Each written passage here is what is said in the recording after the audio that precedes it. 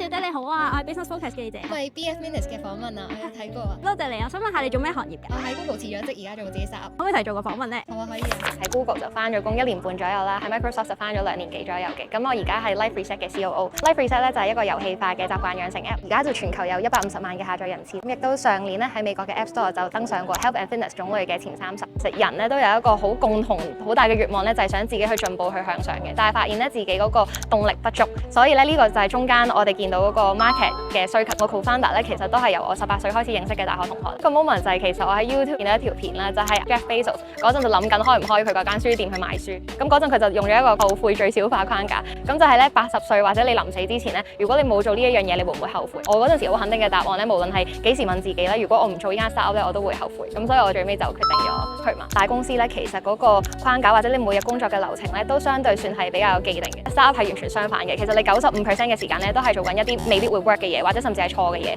咁你嘅工作咧其實就係揾到嗰5% 啱嘅嘢。個客同我講過一句説話：我哋公司而家已經係咪渣到要安排一個咁後生、咁冇經驗嘅靚妹嚟湊我哋？一下雖然好難受啦，咁但係我第二下嘅感覺就係，我一定唔可以俾你睇死嘅，一定要證明到俾你睇，我一定係做得到嘅。有研究顯示過咧，其實養成一個習慣就需要66日。我覺得初創就真係一個習慣養成，因為實在有太多可以氣餒嘅瞬間啦。每一日你只要唔放棄咧，其實就已經贏咗好多人。